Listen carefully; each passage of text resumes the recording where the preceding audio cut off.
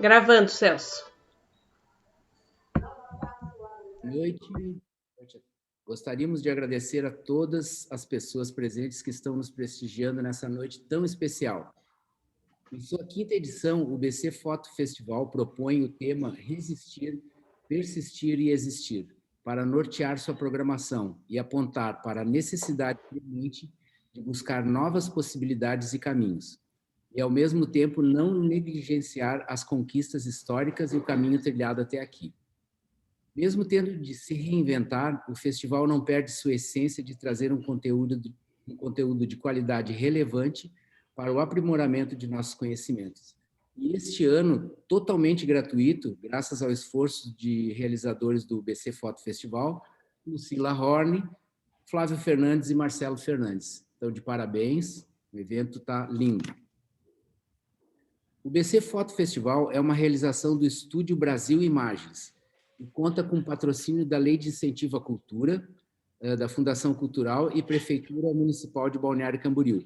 E tem o apoio de Floripa na Foto, NEFA, o Núcleo de Estudos de Fotografia e Arte, Rede de Produtores Culturais da Fotografia no Brasil, BC Foto Espaço, que é a galeria virtual do BC Foto Festival, está lindíssima, Elfa, o Encontro de Livros de Fotografia de Autor, Laura Laverne, nossa querida Laura lá da Argentina, o OIA, é o Observatório de Interações no Ambiente, e o Instituto IANDER, são os nossos apoiadores. Então, aplausos para eles, que estão apoiando esse evento lindíssimo. Então, hoje nós temos dois palestrantes, a Roselina Kagawa e o Pedro Lobo, que vão palestrar. Roseli é arquiteta, especialista em museologia e curadora de exposições em âmbito nacional e internacional. Profissionalmente, atuou junto à Casa de Fotografia Fuji, FENAC Brasil, SENAC, Escola de Comunicação e Arte, Galeria Fotótica, dentre outras. Atua como curadora independente desde 1986 e participa em inúmeras mostras artísticas importantes. Dentre as últimas estão a abertura da Biblioteca Estadual do Ceará, com a mostra Leitura e Liberdade, que foi no ano de 2020, e a mostra sobre A Cor de Sua Pele, no Festival Solar de Fotografia, em Fortaleza, Centro Dragão do Mar, em 2019. Correto, Roseli? Tá certo. Certíssimo.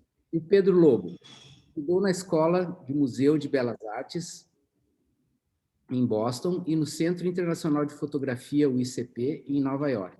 Entre 1978 e 85, foi fotógrafo e investigador no Centro Nacional de Referência Cultural, o CNRC, com Aloysio Magalhães, e do Instituto do Patrimônio Histórico e Artístico Nacional, IFAM, onde foi o responsável pela documentação fotográfica para os processos de inclusão na lista do Patrimônio Mundial da Unesco, nas cidades de Olinda, Ouro Preto, Salvador, Santuário do Bom Jesus de Matosinhos e São Miguel das Missões.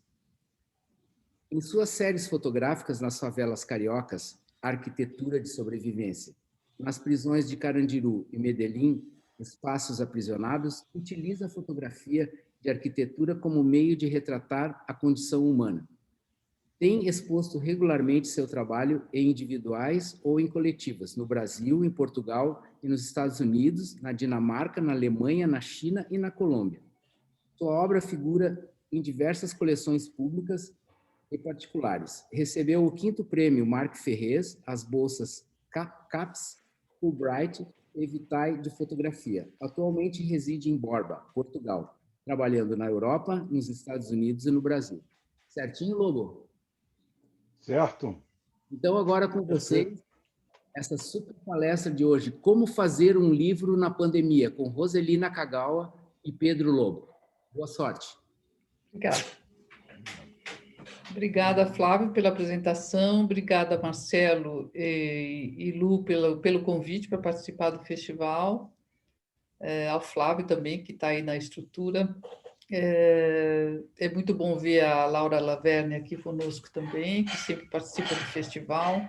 Uma pena a gente não estar junto presencialmente, porque realmente o festival, além de ser muito interessante pelos intercâmbios e trocas com fotógrafos brasileiros e internacionais, a gente tem uma convivência muito interessante, que é a renovação, né, de ligações que a gente faz ao longo dos anos e de atividades que a gente desenvolve aí.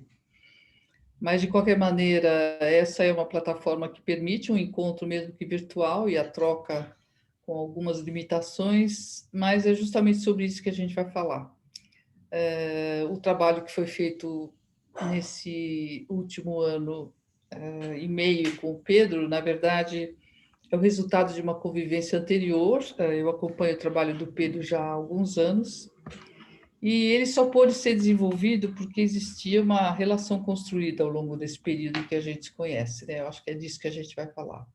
As plataformas digitais, eu acho que nos ajudam muito na realização, mas sem dúvida nenhuma o encontro presencial e o conhecimento e a troca interpessoal é fundamental, né? Antes de apresentar o trabalho, eu vou deixar o Pedro falar um pouquinho para a gente depois começar um pouco a mostrar essa dinâmica de construção do livro. E aí, Pedro, obrigada por estar aqui, apesar da diferença de fuso horário, que é sacrificado para você. Bem-vindo aqui. De vez em quando a gente tem que lembrar dos tempos da juventude, de ficar de madrugada dentro.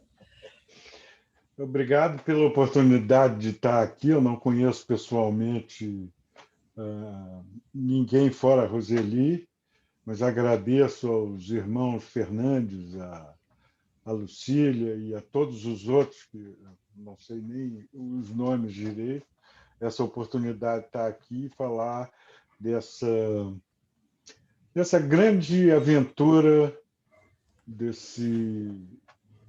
da construção de um livro com a Roseli e com várias outras pessoas que a gente vai falar ainda agora, com Gabriel Zellmeister, com Christian Cruz, etc. Né? Roseli, pontapé inicial. Então, na verdade, eu acho que a gente primeiro, antes de falar de fazer um livro na pandemia, nós temos que falar da aventura que é fazer um livro, né? A Laura está aqui como testemunha de que um livro é sempre uma jornada muito longa, com muito trabalho, e principalmente a junção de vários especialistas nessa construção do que é um livro, né? O livro ele se faz a muitas mãos, e acho que é essa aventura que proporciona uma ampliação do trabalho já desde da sua concepção, assim como uma exposição conta com um público para interação. O livro conta já desde a sua imaginação e do seu projeto com vários participantes, né? E especialmente, eu acho que a gente vai falar dessa experiência, que o livro não é uma coisa que a gente acorda com vontade de fazer, o trabalho é que pede um livro, né? Existe toda uma maturidade, uma evolução do próprio trabalho que começam a se formatar ou a se configurar como um livro, porque o livro é uma grande responsabilidade. O livro dura muito, né? Muito mais do que uma exposição. Uma exposição pode durar no máximo 6 meses, um ano, as mais longas, né? Que eu já fiz, pelo menos.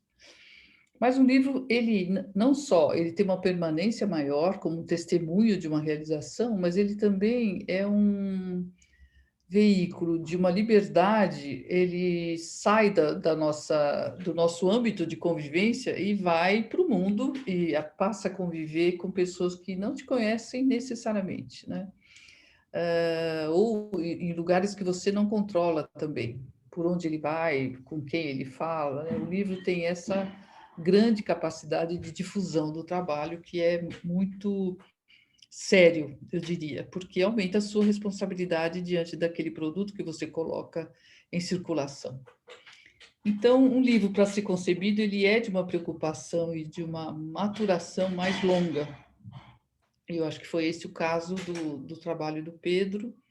A gente já se conhece ao longo de um tempo, e ele mesmo já tinha feito algumas tentativas de fazer um livro sozinho, editando o próprio trabalho, selecionando as imagens, e depois ele vai poder falar um pouco mais dessa experiência que foi.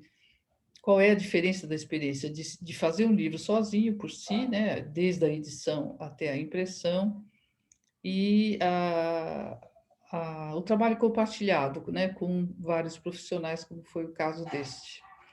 Eu não sei se a gente começa projetando um pouco o trabalho, eu acho que talvez fosse interessante a gente projetar aí, falando dele ao longo da projeção, né? Isso. Eu combinei com o Lucas de começar com a projeção do PDF dessa história entre a gente, né? Quer dizer, Ótimo. eu acho que só queria acrescentar uma coisa que a Roseli falou, quer dizer,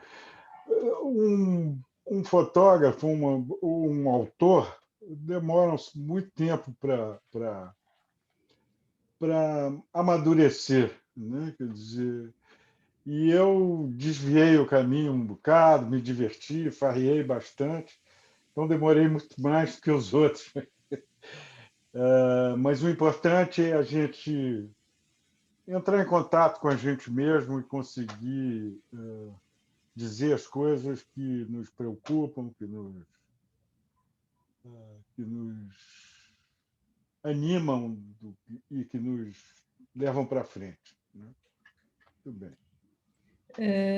Então, eu vou contar da primeira vez em que eu vi o trabalho do Pedro, que foi na Galeria Fotótica ainda. Eu estava no meu último ano, eu não sabia que eu estava saindo da Fotótica, mas a Galeria Fotótica eu fiquei de 79 a 87.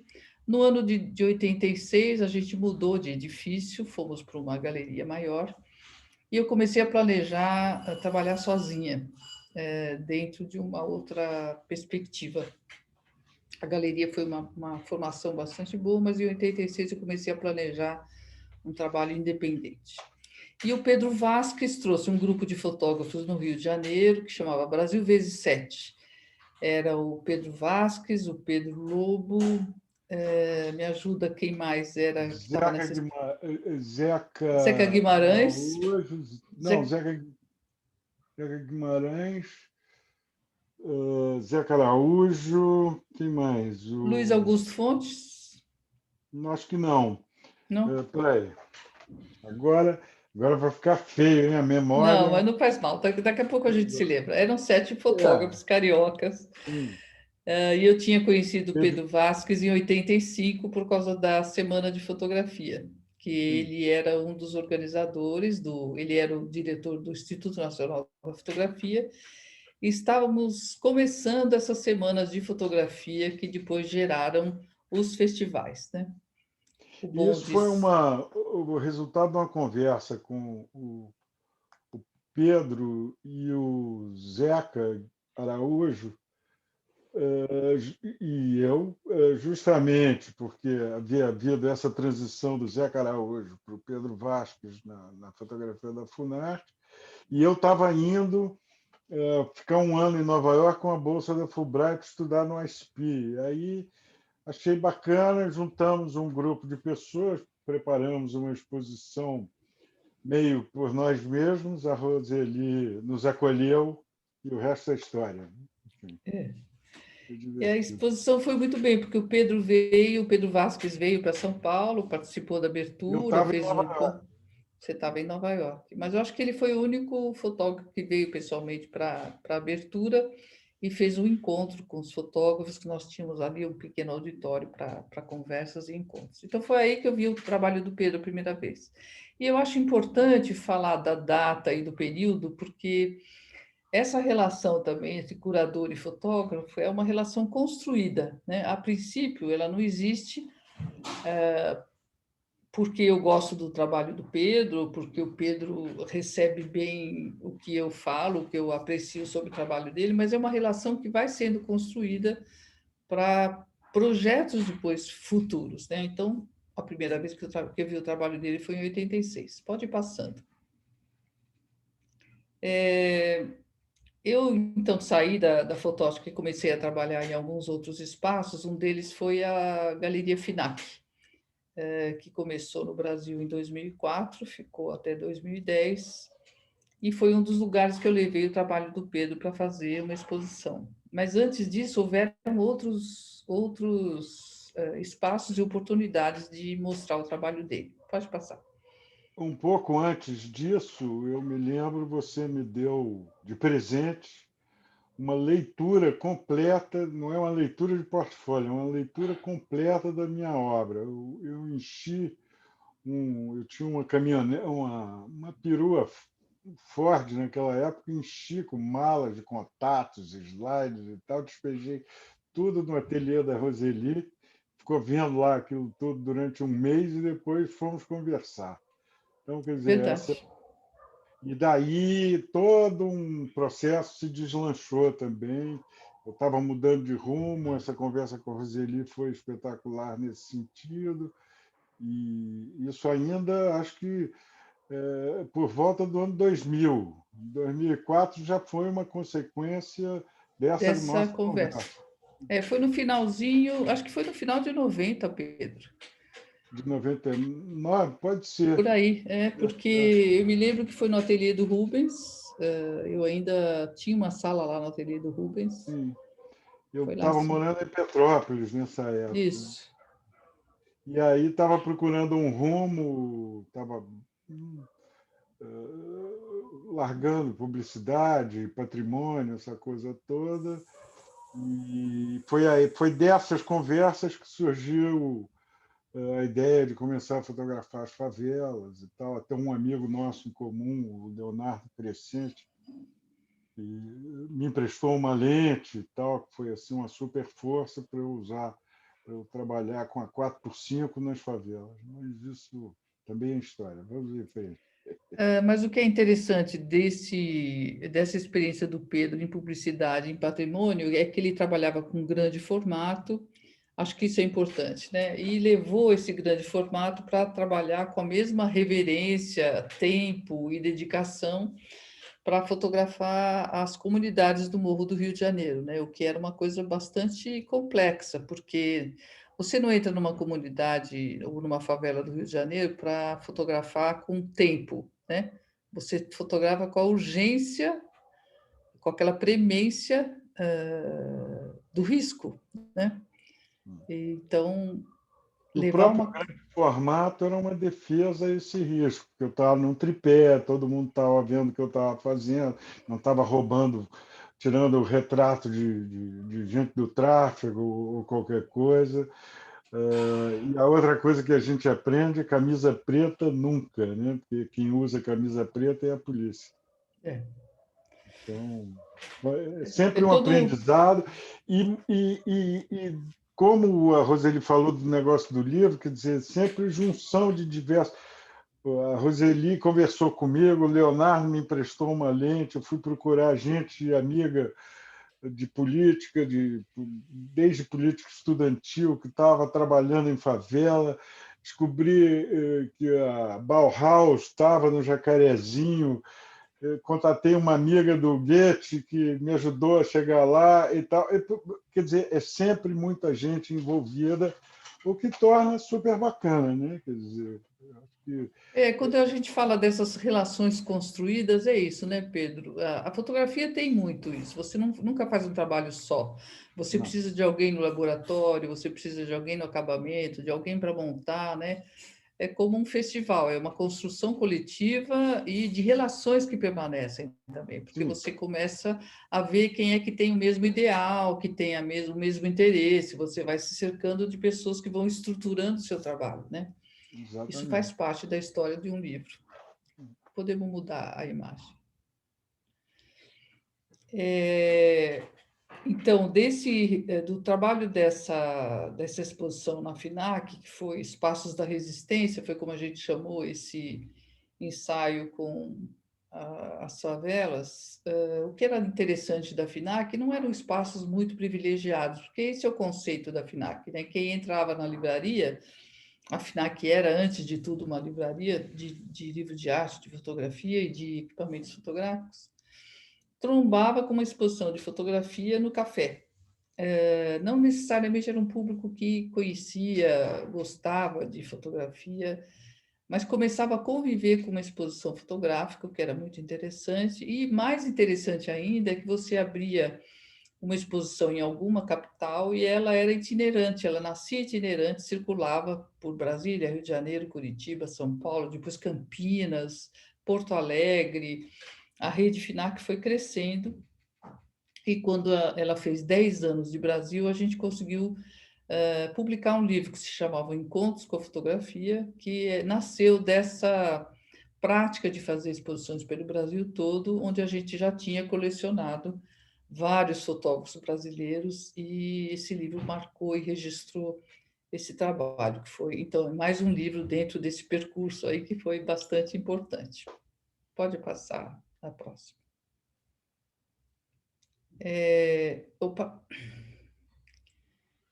Então, tem um pouco aí também o roteiro das exposições que foram feitas em volta de um único assunto, né?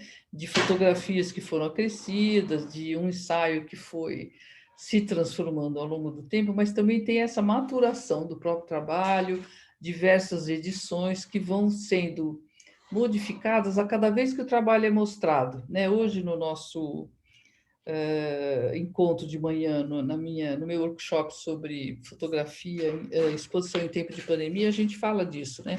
Da importância de mostrar o trabalho, da interferência do público, das perguntas que surgem, das reações para o crescimento do trabalho. Então, esse ensaio, Arquitetura de Resistência, Arquitetura de Sobrevivência, foi mostrado em 2002 como Morro Labirinto, a cultura da favela no Paço Imperial, no Rio de Janeiro. E nesse Depois, ano ganhou a Bolsa Vita também.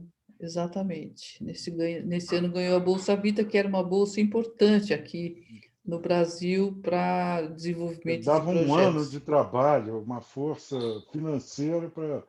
Não dava para viver só daquilo, mas dava uma boa ajuda Dava um durante um fôlego, ano. né? Para você se dedicar ao ensaio, né? Sim, sim. E era não só para fotografia, era para literatura, para as artes visuais, era para música. Foi um grande incentivo durante um período bastante bom. Então, esse ensaio ele vai se transformando.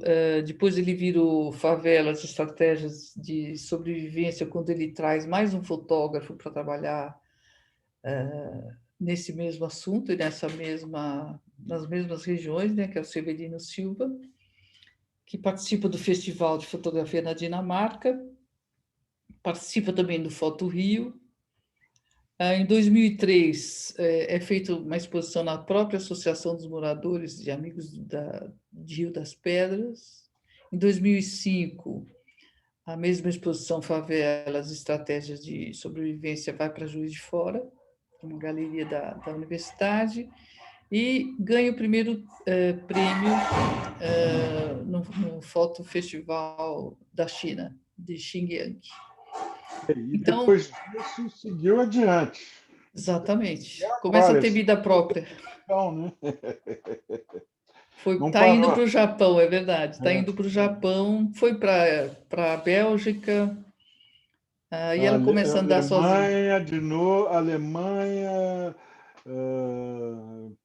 Estados Unidos, já correu bem aqui em Portugal, né? Enfim. Exatamente.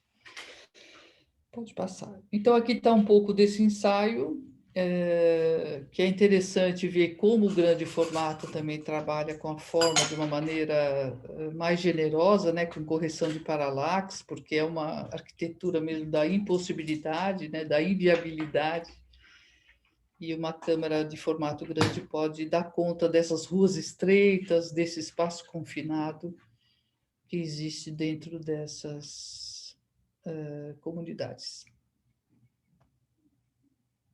Eu sou particularmente orgulhoso desse trabalho, consequência dessas conversas e dessas ajudas de diversos amigos, porque quando eu comecei esse assunto de comunidade, de trabalhar junto a favelas, ainda estava bem no início, ainda era uma coisa incipiente. Hoje em dia, eu acho que, graças ao meu esforço e de várias outras pessoas, a Copa Roca, Ripper. e depois a Lia Rodrigues, enfim, essa coisa foi tomando força, né? Quer dizer, e hoje em dia vamos dizer, é uma força cultural à mostra, importante. As pessoas estão percebendo e sabendo o que está acontecendo e tal. Exatamente. Era um período em que isso era muito mais temeroso, né? Aí a gente já tem um outro ensaio que foi feito dentro do Carandiru. O Carandiru ia ser destruído, né? Ia ser desmantelado. E o Pedro entrou um pouco antes e nós vimos a semelhança que existe entre esses espaços precários de vivência e sobrevivência, né? A ocupação da cela. O presidiário chamava a cela de barraco. Chama Exato. até hoje, imagino.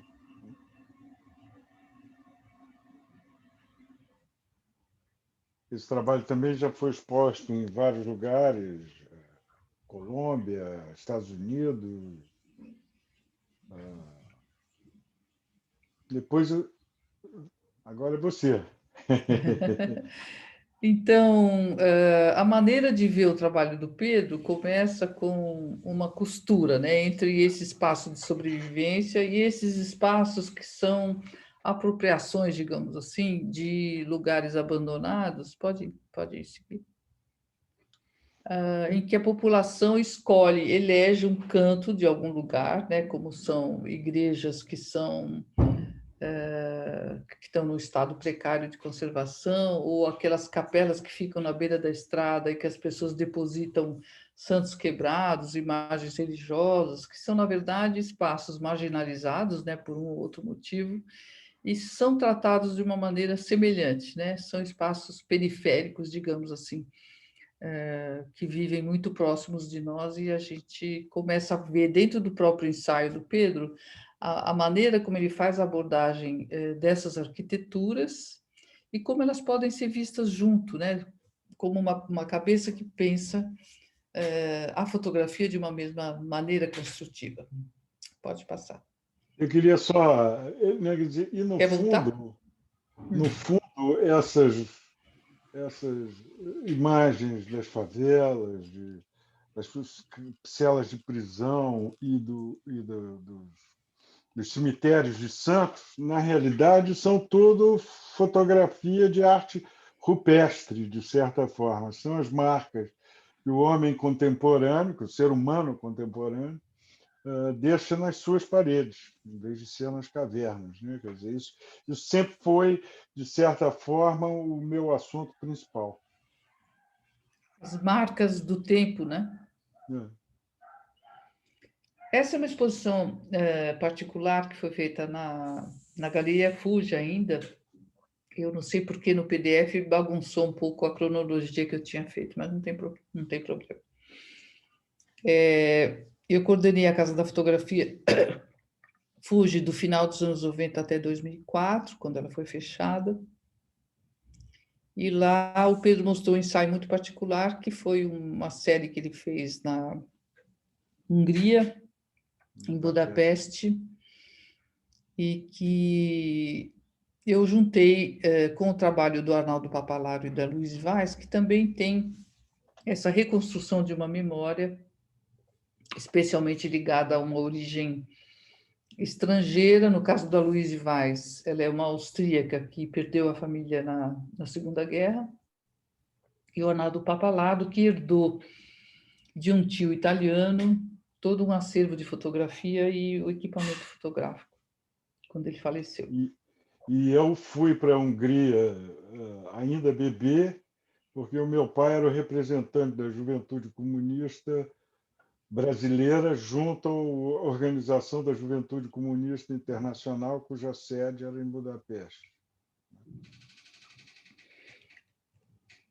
Então, aí tem um pouco do que acontecia na Casa da Fotografia Fuji, nesse período, que eu fui coordenadora das atividades, não só curadora das exposições, mas onde eu desenvolvia um projeto de leitura de portfólio de um longo prazo, e no final de cada leitura de portfólio, que durava 6 meses, a gente fazia uma exposição coletiva E a gente reuniu todas essas exposições de leitura de portfólio numa coletânea nesse último catálogo, mas nós fazíamos também exposições individuais, né? Tinha a exposição do Felizardo, do Luiz Gonzalez Palma, do Leonardo Crescente, que é um fotógrafo que o Pedro conhecia, do Scavone, que acho que é esse rosa choque, e essa coletiva que eu falei do Pedro, que participou, a Luiz e o Arnaldo Papalá. Só para vocês terem um panorama das atividades da Casa Fuji também. Não, e da forma como você foi lendo e interagindo com o meu trabalho, né? Desde essa época. Né? Cada vez que a gente fazia uma leitura ou uma interação com o seu trabalho, saía um projeto de exposição e de conversa com outros fotógrafos, como foi o caso desse aí, né? Uhum. Esse é um pouco da série de Budapeste. São sanduíches de slides preto e branco e cor, ou 2 vezes cor, ou o que for. E era uma tentativa, eu não tenho memória consciente do meu tempo em Budapeste, mas meus pais me contavam histórias e tal. Barará. Em 98 eu consegui voltar lá e isso foi uma tentativa de interagir com uma possível memória, porque até a abertura, até bem depois da abertura, essa memória não podia ser partilhada com outros do tempo em Budapeste, porque meu pai estava clandestino lá, meus pais, então era uma memória escondida que eu chamei essa série, né?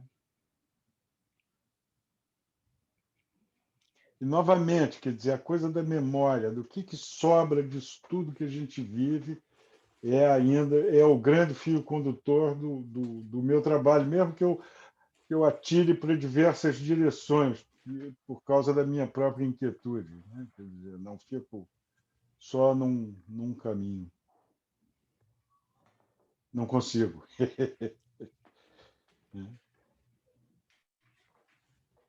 E uma coisa interessante também do seu trabalho é que, mesmo no trabalho comercial, no trabalho publicitário, você nunca deixou de ser autor, né? De investir. Estou lembrando disso agora, porque essa técnica da sobreposição você usou também em alguns trabalhos publicitários, né? Sim, com certeza. Então, essa exposição de 2011 é uma outra coletiva em que o trabalho do Pedro participou.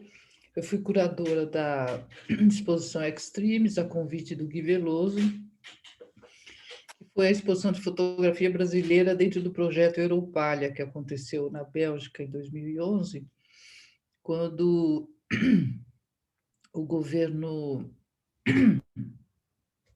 da Bélgica, que é a sede do mercado comum europeu, estava convidando a cada ano um país para mostrar o que de melhor existia na arte. Então, foi uma grande exposição de fotografia, de pintura, de arquitetura, de música, que ocupou o Palácio de Belas Artes, Museu de Belas Artes da Bélgica, em Bruxelas. De novo, estava a série da arquitetura de resistência, num espaço bastante generoso, porque é um lugar lindíssimo, né? O Palácio de Belas Artes é muito bonito. E estava aí o Cássio Vasconcelos. A essa altura, esses espaços de resistência já tinham sido transformados. O nome foi evoluindo também, que eu acho uma coisa engraçada. Virou arquitetura de sobrevivência. Né? É verdade. A coisa vai evoluindo, é sempre assim. Eu acho que uma coisa que é bom ressaltar, né? Quer dizer, eu acho que quase nenhum fotógrafo, artista encerra uma série. Ele pode encerrar uma fase, um jeito de fazer só preto e branco, ou só a cor, ou isso ou aquilo, mas o trabalho se perpetua, de certa forma, ele está sempre presente. E essa coisa do espaço, eu me lembro, meu primeiro trabalho profissional foi fotografar artesanato indígena, a pedido do Aloysio Magalhães, que dirigiu o Centro Nacional de referência cultural. E eu me lembro que, desde esse instante, eu comecei a fotografar os espaços das residências indígenas como um descritivo da cultura. E isso está... Logo, a coisa... muitas coisas se anunciam logo no início, né? Quer dizer... Né? A sua relação com a fotografia é marcada por uma busca, né? Ou a leitura das coisas e tal, né? Quer dizer... E eu me lembro uma conversa com o Luiz Cláudio Marigo, mais um que também já não está entre nós, pena. Ele estava escrevendo um artigo para uma revista de fotografia, não me lembro exatamente qual, e aí nos encontramos no final da noite, no Leblon e tal, e ele falou: Pedro, eu estou escrevendo um artigo sobre por que cada um de nós fotografa. Aí eu falei: Marido, eu tomei um chopp agora, não vou te responder, não. Mas amanhã de manhã eu te mando por escrito. E aí foi ótimo, porque eu acordei de manhã, não estava em nenhuma porranca, não, estava só alegrinho. E eu acordei de manhã, escrevi logo para ele assim, e eu fotografo para aprender. E eu acho que essa foi uma grande sacada sobre o meu próprio processo, né? Então, eu aprendo sobre favela fotografando favela, eu aprendo sobre prisão fotografando prisão, eu aprendo sobre índio fotografando índio, por aí vai, né? E eu posso aprender para o resto da vida. Mas acho que é um aprendizado mesmo, assim como você falou que o trabalho vai se transformando, ele nunca é o mesmo, porque ao longo do tempo a sua visão mesmo do trabalho vai mudando, né? Como E do interpretação. mundo, né? De como a gente, Exatamente. né? É como ler um livro, né? Quando você lê um livro aos 15, porque você foi obrigado pela professora, aos 20 você descobre ele de novo e acha um livro bacanérrimo. Aos 40 você lê de novo porque já tinha esquecido dele, né? As leituras são completamente diferentes. E os ensaios fotográficos, na verdade, eles são ensaios por isso, né? Um ensaio é uma coisa que se permite mudança, né? Ele não é um documento, é diferente.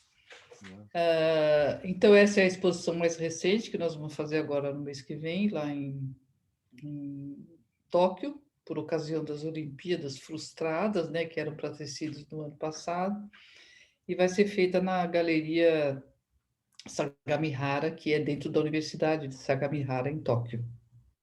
Está aí o Luiz Braga, que é um dos companheiros de exposição do Pedro Lobo, junto com a Rosa Gauditano e o Tiago Santana, que é uma visão de várias partes do Brasil diferentes para montar a visão da diversidade que nós temos aqui no Brasil. Pode passar. Tem aí os 4 fotógrafos. E a parede do Pedro. Paredão. Eu sofri muito para fazer a exposição assim, à distância, porque além do inglês japônico, que é difícil de entender no telefone ou nos encontros pessoais que foram desenvolvidos ao longo do ano de 2019, as medidas das paredes também vieram em polegadas e eu mandava as plantas em centímetros e a gente demorou um pouco para se dar conta que estava falando línguas diferentes.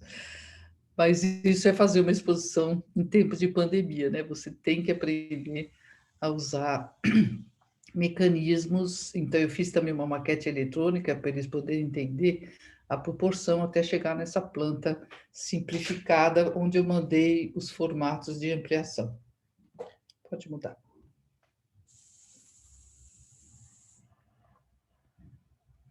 É uma exposição que vai ser feita, a gente mandou todos os arquivos digitais e eles vão fazer as cópias lá, obviamente, né, para tornar possível a exposição. Pode... Essa é a última lâmina que eu tenho aqui. Tá. Então, aí está uma amostra de como é... Pode fechar o compartilhamento de tela. Aí está uma amostra de como é que se torna... O primeiro passo para tornar possível você fazer um livro à distância é conhecer profundamente o trabalho do fotógrafo, né? A gente consegue trabalhar já há um certo tempo, desde que o Pedro foi morar na Europa, em Portugal. A gente convive com menos frequência, porque ele também morava no Rio de Janeiro, a gente não se encontrava como se ele morasse em São Paulo, né? Os Mas eu encontros ia tinham que ser... bastante a São Paulo e ficava no ateliê do Rubens, É verdade. que O me Rubens é dava hospedagem. o Rubens foi um grande parceiro dessa convivência e desse desenvolvimento do trabalho do Pedro, né? E aqui em Portugal, desde 2010, a gente teve a oportunidade de chamar a Roseli para mostrar a coleção dela de fotografia, porque ela não coleciona só fotógrafos, ela coleciona fotografia também. Na verdade, foi uma coisa que eu descobri em 2009, 2008, quando eu mudei de escritório. Eu tinha um escritório grande, que eu compartilhava com a editora Tempo de Imagem, e a gente mudou para um lugar menor. Eu fui obrigada a organizar os meus arquivos e descobri que, no meio dos meus arquivos que eu guardava na mapoteca, eu tinha como resíduo assim, de várias exposições e trocas, intercâmbios com os fotógrafos. Eu tinha sempre uma fotografia que eu ganhava de presente, ou várias fotografias, ou do Pedro, que eu ganhava uma caixa de fotografias com o ensaio todo dentro. Eu descobri que eu tinha uma coleção que tinha 30 anos desses pequenos resíduos, né? Então eu resolvi Ainda não, comemorar. espero que você ainda tenha, né? Claro que eu tenho. Pois é, Tá tudo bem conservado numa sala climatizada. muito E bem. eu descobri que eu tinha uma coleção importantíssima, feita ao longo desses 30 anos, que ia de Thomas Farkas, Cristiano Mascaro, até o Pedro, e até fotógrafos que eu trabalho até hoje. E resolvi fazer uma exposição, e o Pedro me convidou para fazer essa exposição em Estremoz. Foi a primeira vez que eu fui encontrar com ele lá em Portugal. Então, essas costuras de relações são super importantes, porque a partir daí, mesmo à distância, a gente consegue compartilhar, discutir ideias e construir coisas, né? Então, a construção desse livro também teve uma amarração importante, que foi uma segunda ida a Portugal, quando eu fui especialmente para editar esse trabalho. Porque a gente fez uma tentativa de um recorte mais específico dentro do ensaio mais recente que o Pedro estava fazendo.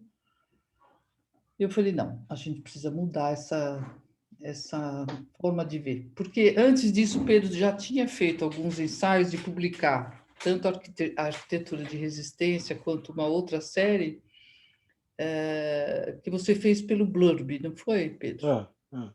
Conta um pouco dessas duas experiências. Não, isso foi decorrente da necessidade de poder mostrar o meu trabalho. Eu virei de costas aqui para ver se eu acho um ou dois. Eles nunca estão no lugar que a gente quer para mostrar. Mas, enfim, daqui a pouco eu pego. E essa coisa da autopublicação sempre ajuda, né? Então, eu fiz da arquitetura de sobrevivência. Depois fiz um dos espaços de devoção, que eu chamo de Nomine Fidei, Nome da Fé. E depois, um pouco nesse formato, Chris Rauschenberg, da Blue Sky Gallery, em Oregon, onde eu tinha mostrado o trabalho das prisões, também fez via galeria, numa coleção, são 40 livros de fotógrafos, também publicados assim online, que são ótimos. É uma grande coleção de fotografia contemporânea, organizada pelo Chris Rauschenberg, que é um privilégio, é uma pessoa fabulosa. Ele coleciona livros de primeiras edições, grandes, pequenos, de grandes fotógrafos, de fotógrafos menos conhecidos. E as duas vezes que eu tive com ele na casa dele, vendo livros, ele bota música, te mostra um livro e fica dançando em volta de tanta alegria que ele tinha de partilhar aquele livro com você, né? Então, tem muita história, muito chão, né? É. Mas era importante a gente... Aí depois eu fiz um pequeno livro, mas impresso aqui em casa, só mandei encadernar, fiz 12 exemplares, chamado Nomine Fide, em papel de arroz japonês e tal. Tem alguma coisa no meu site, dá para ver. E também sozinho. E esse, realmente, eu cheguei num formato, eu entremeei com textos de filósofos e artistas do Sartre, e era um ensaio sobre imaginar o conceito do nada. Né? Em português não existe uma tradução. Eu usei nothingness.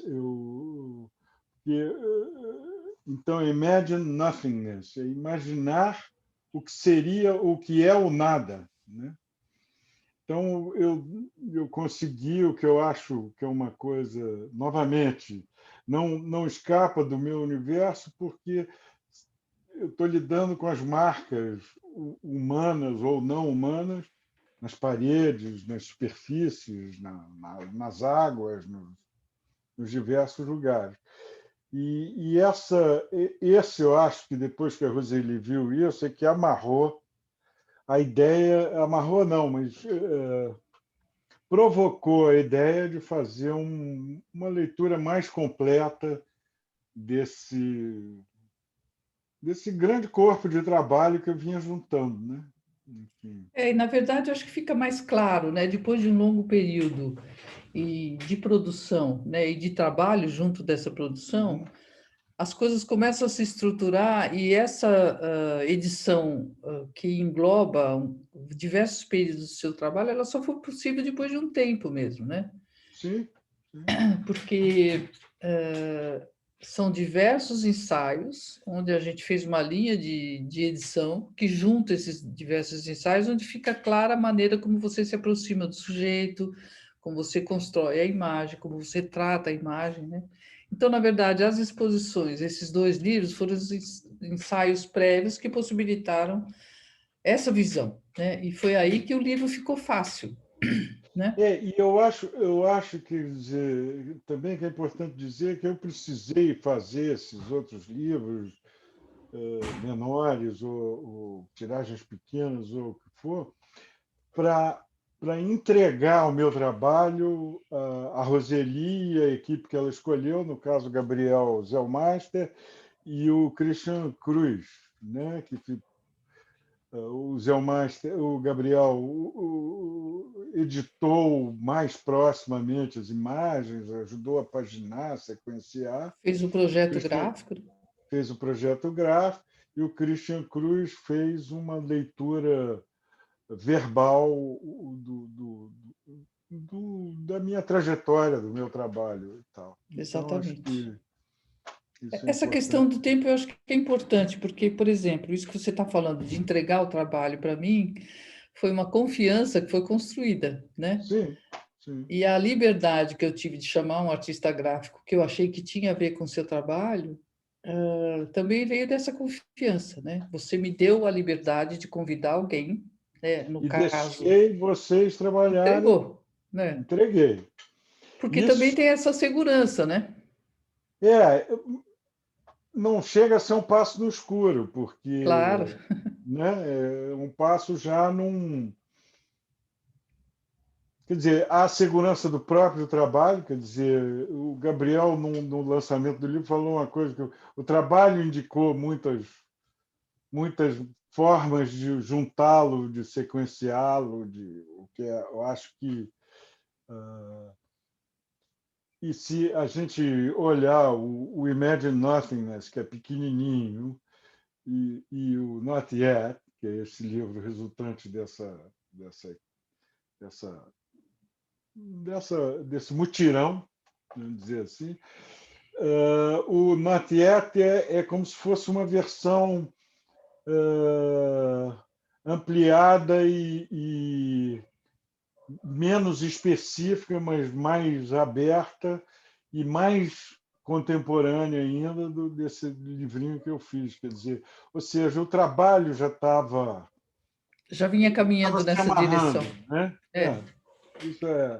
Isso é super bacana e quando a gente tem parceiros que têm essa capacidade de perceber, os editores, os curadores, de perceber a força e a direção do trabalho, eles só trazem e enriquecem esse próprio trabalho, né? E tem, eu acho que você falou de uma coisa importante, que a segurança faz você delegar com mais facilidade, né? Então, assim, por mais que a gente errasse na edição, o seu trabalho subsistia, né?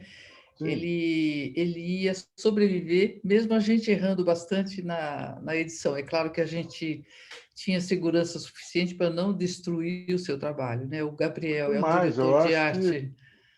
eu acho que vocês enriqueceram uma leitura desse meu trabalho.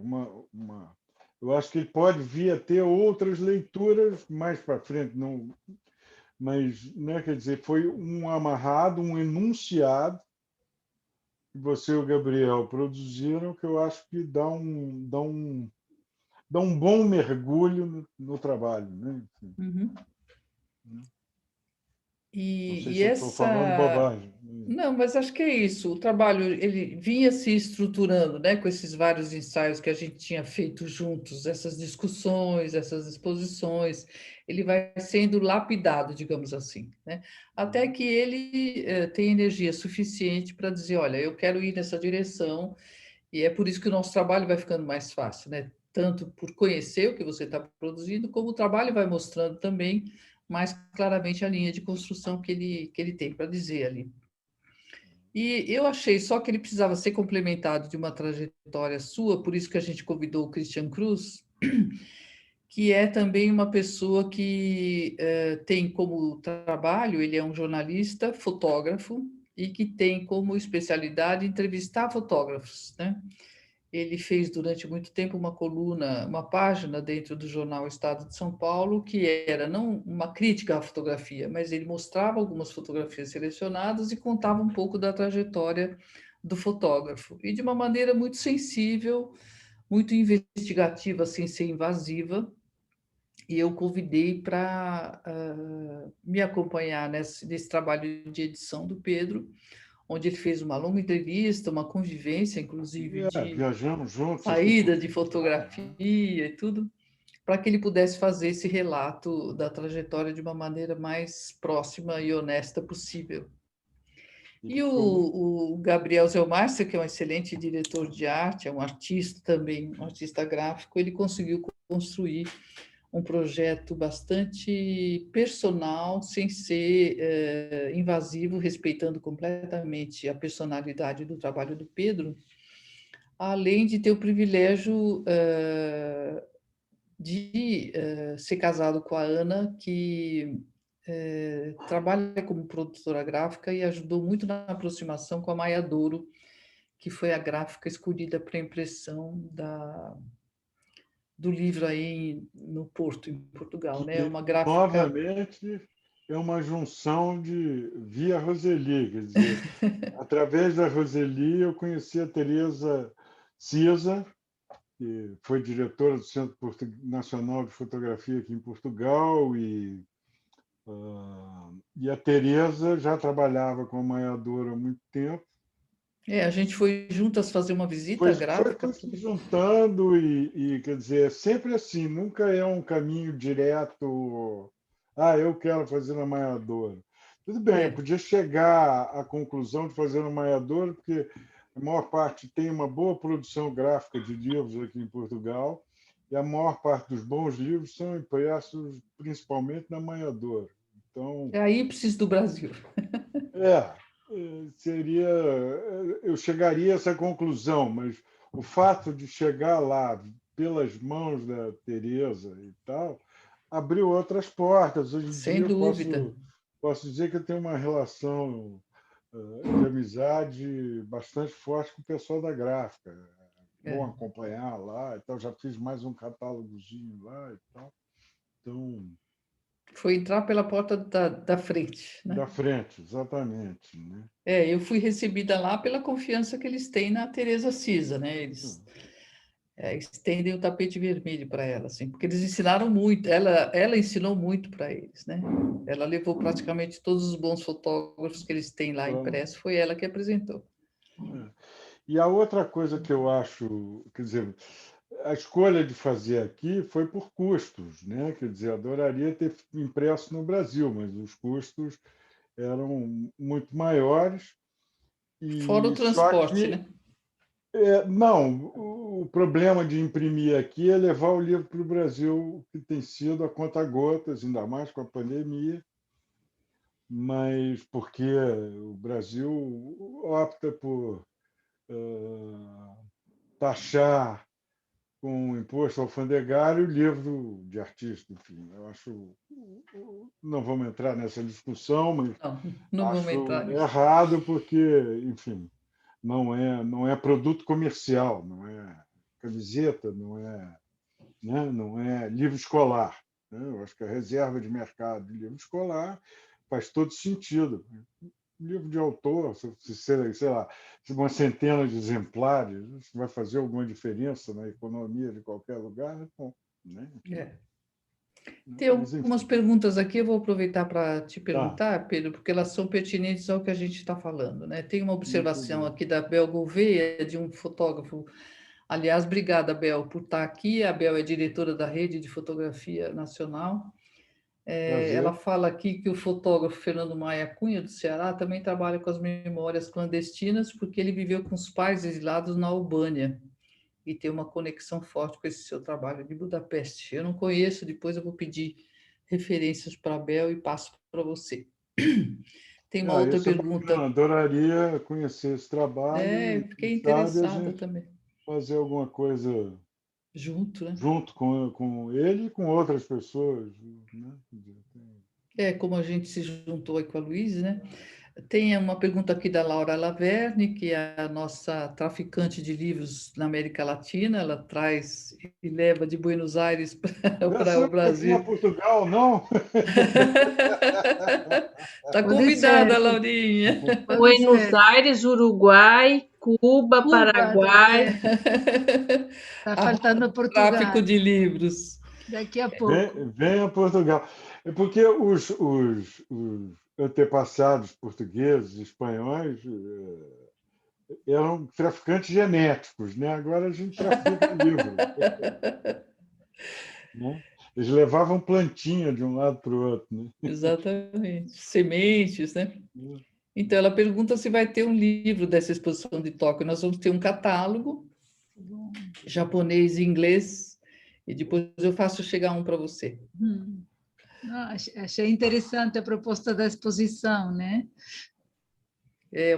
Uma proposta interessante, porque Sagamihara é a universidade que vai receber a delegação brasileira das Olimpíadas. Então, eles queriam fazer uma apresentação através de uma exposição, e um curador de lá, que já conhece o meu trabalho aqui no Brasil, me recomendou para o curador desse museu, né? Então, a gente está levando uma exposição que mostra um pouco dessa diversidade que a gente tem aqui no nosso território. Roseli, falando dessa coleção de fotos que você tem, que falaste, deverias fazer um livro de artista, né? Com todas elas. Eu preciso fazer. Eu vou fazer agora quando a coleção fizer 40 anos. Aí está. Pronto, fechado. Pronto. E tem uma pergunta aqui da Janaína Schombar, espero estar falando o nome dela certo. Deixa eu só... Laura, depois me manda contatos, então eu vou tentar fazer um livro desse Not Yet chegar às tuas mãos. Né? Você está em Buenos Aires? Ou... Estou em Buenos Aires, sim, agora sim, em Buenos Aires. Obrigada, Pedro. Eu faço a ponte aqui. Isso, por favor. Tá bom. E a Janaína, então, está perguntando sobre os custos de produção dos livros. Como aconteceu? Foi captação, lei de incentivo? Na verdade, foi uma colcha de retalho. Isso é um outro capítulo, né, Pedro?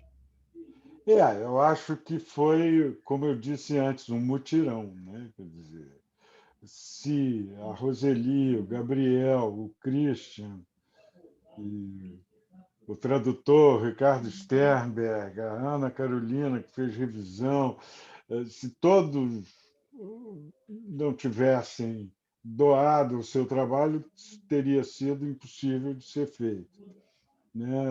Os custos da gráfica foram cobertos por venda de fotografias para colecionadores. Então, foi a maneira como a gente conseguiu viabilizar esse projeto, né? Vendendo algumas fotos, vendendo É, previamente alguma coisa da tiragem, né? e a gráfica, por conta da Teresa Silva, a gente deu uma chorada e tal, chegamos a um bom termo. Não é barato, mas eu acho que se fosse produzir isso no Brasil seria no mínimo o dobro, ou talvez um pouco mais, o que é uma pena para o Brasil da produção ser tão cara. É, porque a Mas gente trabalha com todo produto importado, né? O importado, papel, né? a tinta, a Aqui, impressora, o papel que o Gabriel escolheu, um papel italiano super bacana, porque é um papel que, se você pegar um offset normal, num papel couché, se você vê o preto, ele faz quase um pequeno relevo, ele emboça um pouquinho o papel, e você vê aquele volumezinho ali. Esse papel não, o preto e as cores estão todas, todas chama no mesmo nível. todas no mesmo nível e na superfície do papel, o que dá uma qualidade gráfica excepcional, né? É É é italiano, uma mas dentro da comunidade europeia isso é possível, né? É mesmo assim, o que a gente vê aqui na Ipsis, por exemplo, você fica deslumbrado com os tipos de papéis. Já na Ipsis tem em relação às outras gráficas.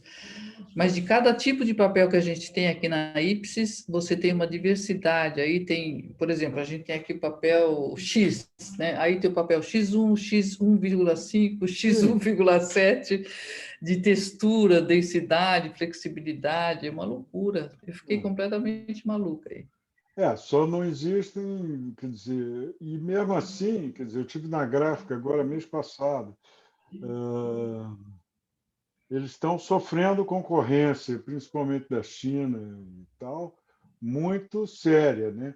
Eu É. acho que ainda ganha um pouco, porque nem todo mundo pode ir à China acompanhar a impressão. E essa coisa de ir para a boca da gráfica está Ah, é ficando outra cada coisa. vez tá ficando cada vez melhor. Quer dizer, se você acerta, tem um monitor calibrado e tal, você já está meio caminho andado, né? Verdade. Agora, a distância é complicado. É uma entrega menos possível do que entregar o trabalho a editores e curadores. É o controle menor, né? É. Mas acho que basicamente é isso. A gente podia abrir para mais perguntas, se alguém quiser Então, para fazer. a E tem Janaína, a ainda, Pessoal, melhor lei de incentivo é o mutirão. pessoal, eu estou com um vídeo engatilhado aqui, vocês querem reproduzir ele agora? por favor. Tem mais uma coisa que eu acho que é importante Uma falar antes do vídeo. colaboração. Fala. Para a exposição do Fernando Lemos aqui no Brasil, o Fernando Lemos é um fotógrafo português que faleceu no ano passado, ele já tinha mais de 80 anos.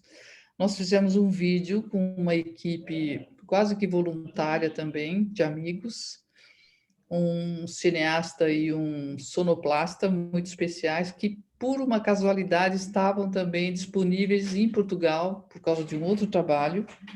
Eles estavam fazendo um documentário com Marcelo Camelo, que está morando em Portugal. E eu falei, vocês não querem dar uma passadinha no Pedro, No Alentejo? no Alentejo, para fazer um documentário?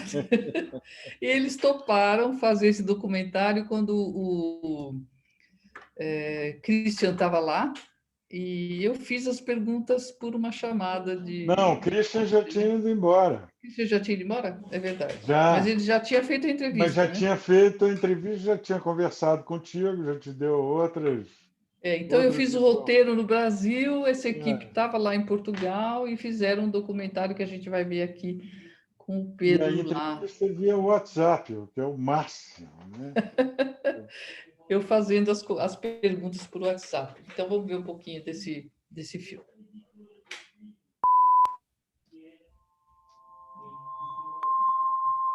Cicatrizes. Que, na realidade, eu não gosto do som da palavra, mas O que eu faço é fotografar cicatriz. Eu acho que toda foto tem uma historinha por trás.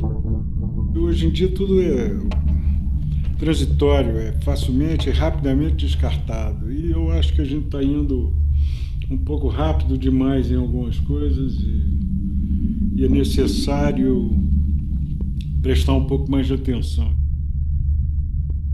Então, boa parte do meu trabalho é um pouco por aí, para dizer às pessoas para prestarem um pouco mais de atenção no mundo à sua volta.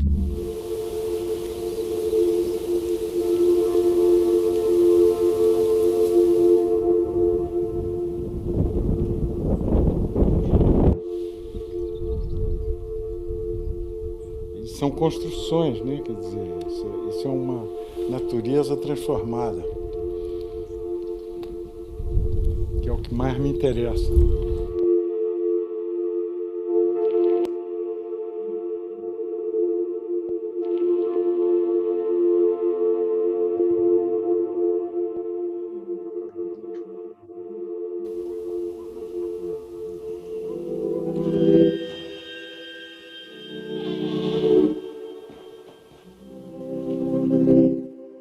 A grande vantagem do ateliê, para mim, porque não tenho fotografado mais em estúdio há muitos anos, é justamente poder botar nas paredes imagens e poder olhar para elas sem ser só no computador. O computador, para mim, é como se fosse um ampliador, o velho ampliador, é onde você muda o contraste, clareia uma área, escurece outra, mas a compreensão do que você está fazendo, para mim, é na parede, assim. Eu tenho uma ideia de por onde eu estou indo. Não estou perdido. Estou simplesmente perambulando.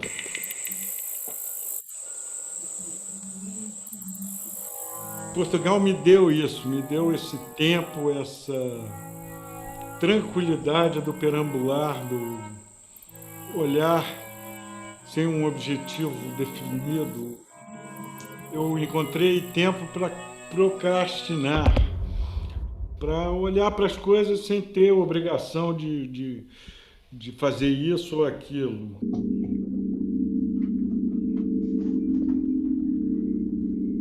Eu fotografo para aprender. E é óbvio, quando a gente aprende, a gente acaba devolvendo isso de uma forma ou de outra. Eu acho o seguinte, quer dizer, dentro de cada imagem tem que haver conteúdo emocional.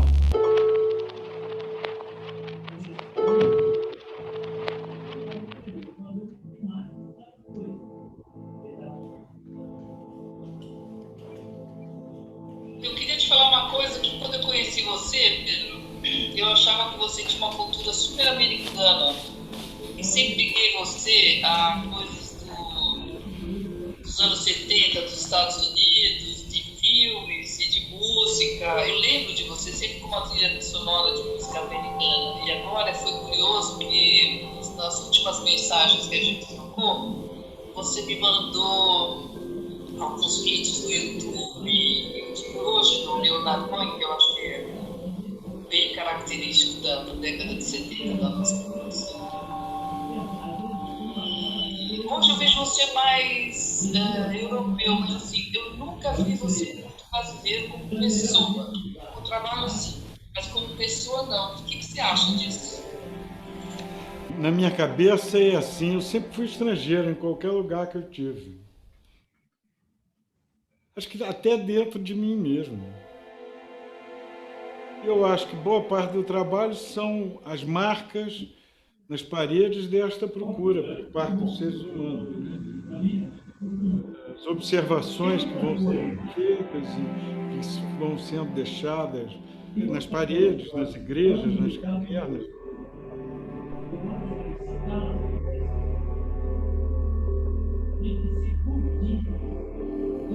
Eu usei a fotografia como uma forma de aprender sobre as coisas, sobre as pessoas. Então, se eu fosse uma aldeia de índio, eu fotografava para aprender como é que ele fazia o cesto, como é que eles caçavam, como é que eram as relações homens-mulheres com as crianças. Eu encontrei no desenvolvimento do meu trabalho maneiras muito mais fáceis eu fui mais capaz de contar histórias das pessoas através dos objetos, das paredes, do que do retrato.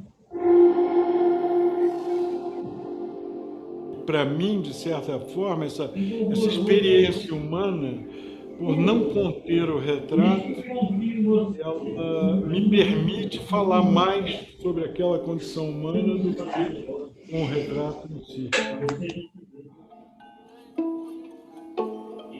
O que você quer dizer nem sempre é explícito. Isso está escondido, está abstrato, está escondido por camadas que já existem ou camadas que eu coloque lá. E a partir do momento que você finaliza uma imagem, ela também deixa de ser muito sua, ela passa a ser de quem a vê. Também. Olha isso aqui, isso está pendurado ali. E isso é assim, colaram esse cartaz, depois colaram outro assim, ó. Veio alguém, arrancou assim. Essa eu aplaudo.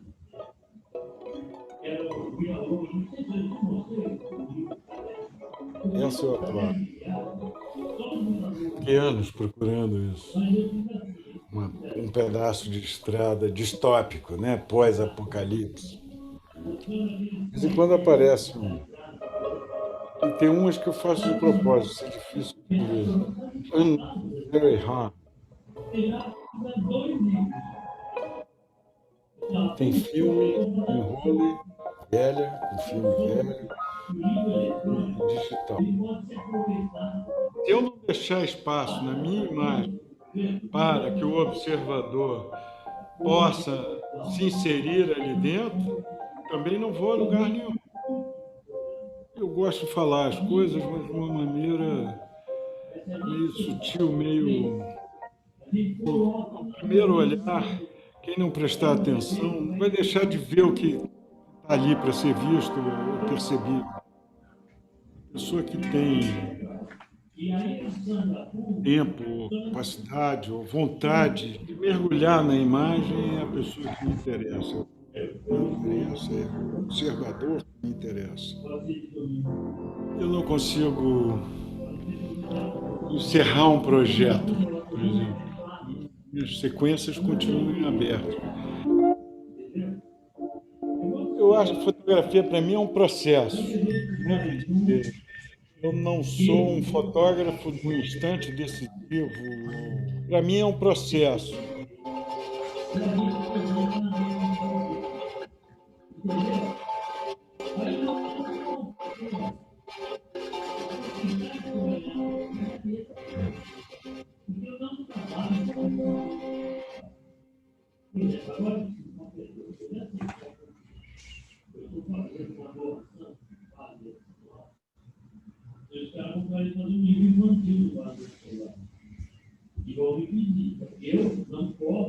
Ok.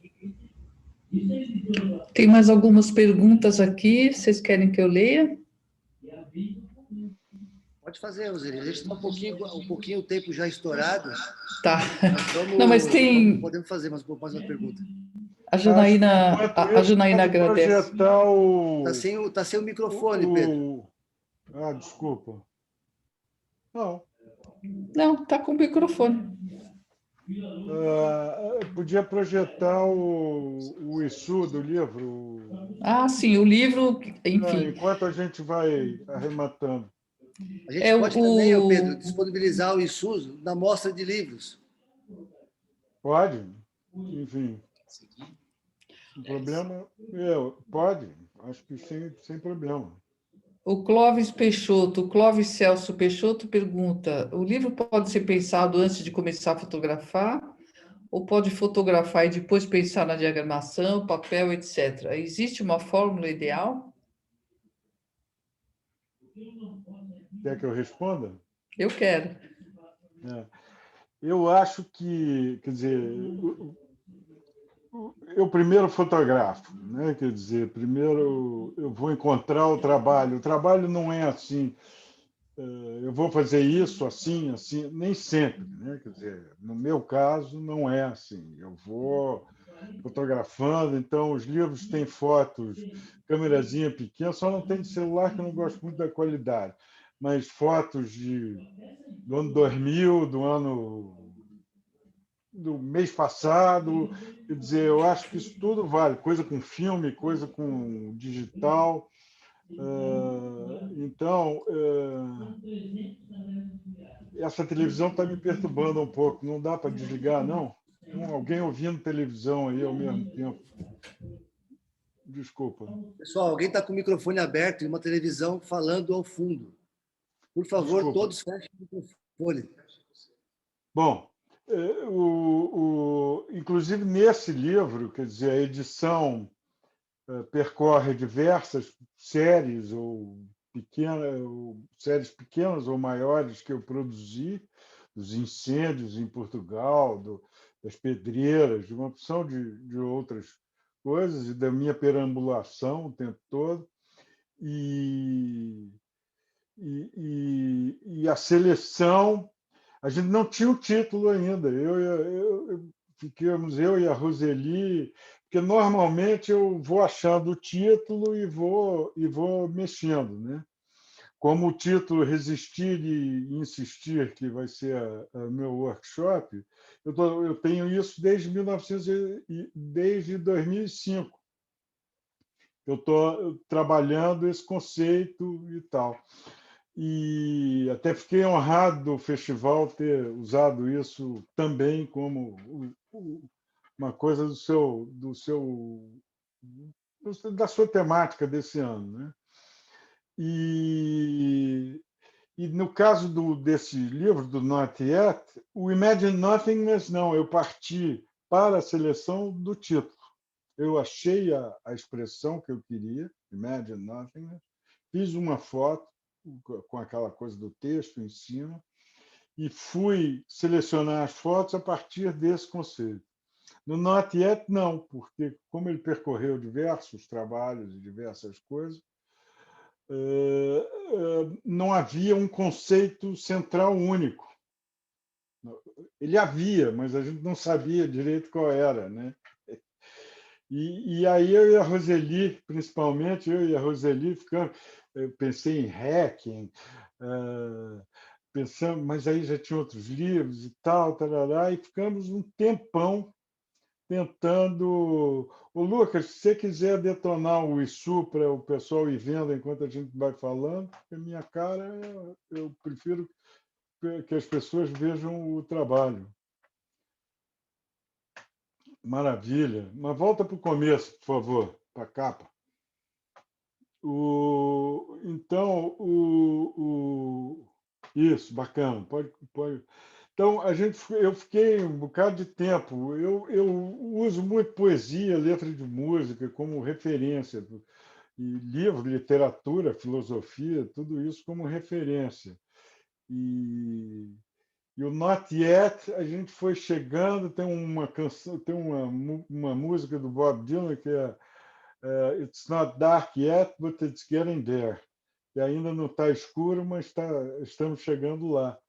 Aí eu comentei dessa história com a Roseli e tal, e aí juntos, não foi, Roseli? A gente foi...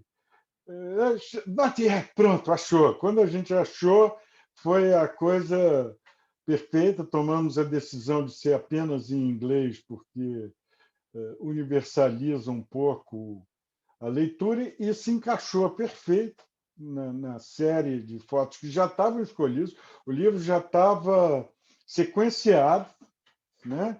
Quase pronto para ir para a gráfica, quando chegamos ao título, né?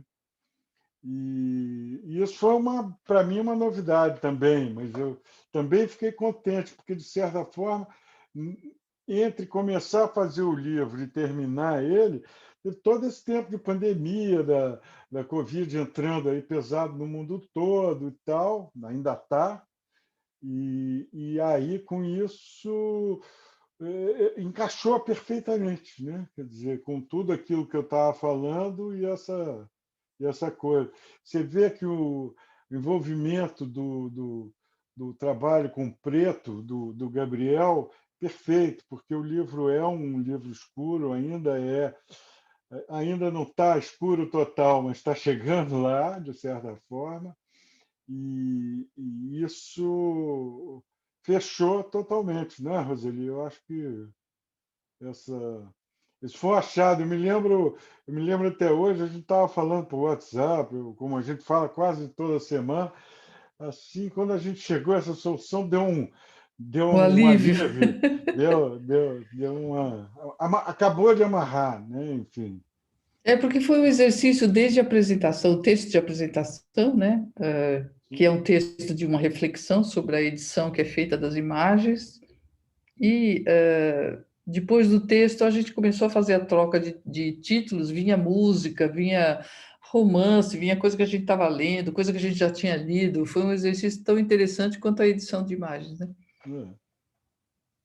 Eu acho que esse exercício de troca de ideia, de livro, de música, de vídeo, de tudo, essa coisa é super importante, né? Inclusive, eu vou falar bastante disso na oficina de quinta-feira, né? Mas eu acho que a gente não devia mostrar o livro inteiro para a Tá Laura bom. mostrar durante a feira de Durante... livros. Tá bom. Mas o livro está sendo super bem recebido, da qualidade gráfica, do sequenciamento, do design,